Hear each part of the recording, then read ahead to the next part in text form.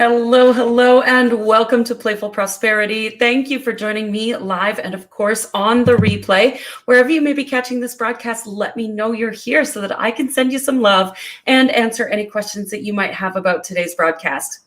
So for those of you who don't know me, who are just getting to know me, my name is Cindy. I am a quantum numerologist and wealth activator, and I am passionate about working with the healers, the coaches, the teachers, the change makers, and those of you who want to make a difference in the world. And I really deeply desire and am passionate about the redistribution of wealth on the planet and putting the money in the hands of the people who give a fuck.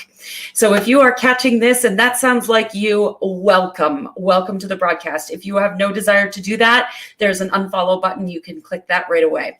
All right, so thanks for being here. I really want to dive into a conversation today about seeing yourself the way the universe does. The universe sees us as perfect. And I use that word intentionally. The universe sees us as perfect representations of how we can accomplish our goals and our dreams.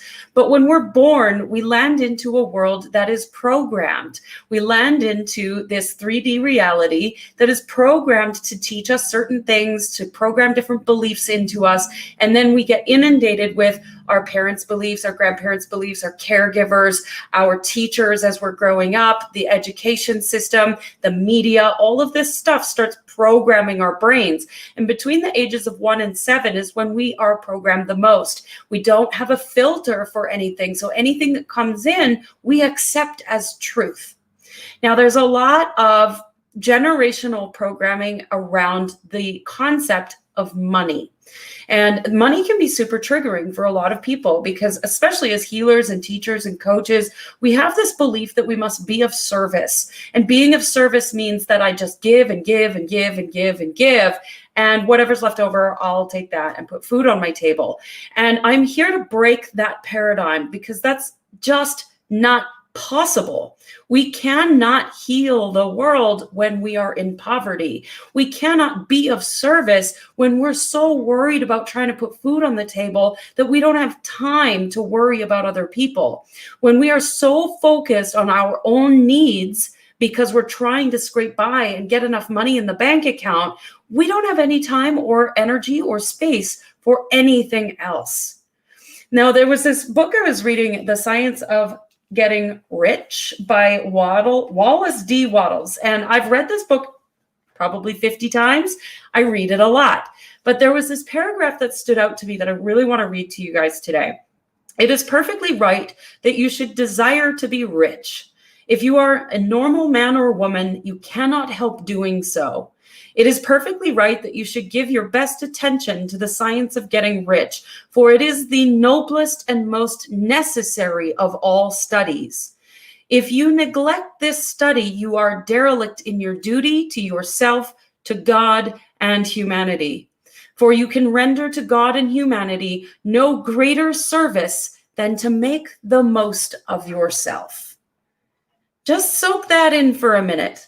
You are derelict in your duty to yourself, to God, and to humanity if you are in poverty. So let's talk about poverty for a minute. There are schools of thought out there that state that anything less than $1 million a year is considered poverty. Now, you can take that or leave that. That's just what's out there.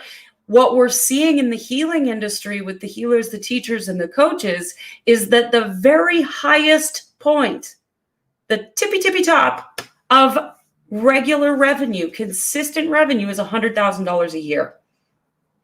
That's poverty. And you can fight me back on that. That's totally fine. You can have your opinion about that. That's totally fine. But think about that for a minute. With inflation, money does help the world go around. It is the nature of our current reality. So if you are only making $100,000 a year or less, because many people out there are earning less than that, you are in poverty and you are not giving yourself fully to the world. Just let that sink in. So that doesn't mean we all have to become millionaires, because some of us don't want to become millionaires. But what it does mean is that we need to bring the conversation of money into the industry of the healers and the teachers and the coaches.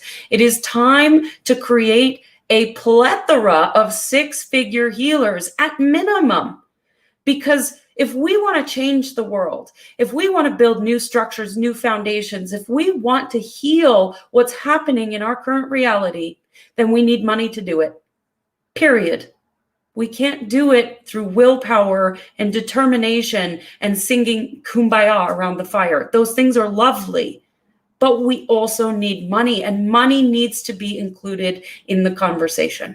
So it's time to bring that all together holistically. Let's look at the healers, the teachers, the coaches, the change makers who want to make a difference in the world, and let's make you money. So if you want to know how to do that, reach out to me, send me a DM, message me, send homing pigeons, email me. I'm all over the place. You can find me. Have an amazing day. Let's start talking about this conversation around bringing the money into the hands of the people who care. Thank you for being here today. I love you. I believe in you, and I see your power. Bye for now.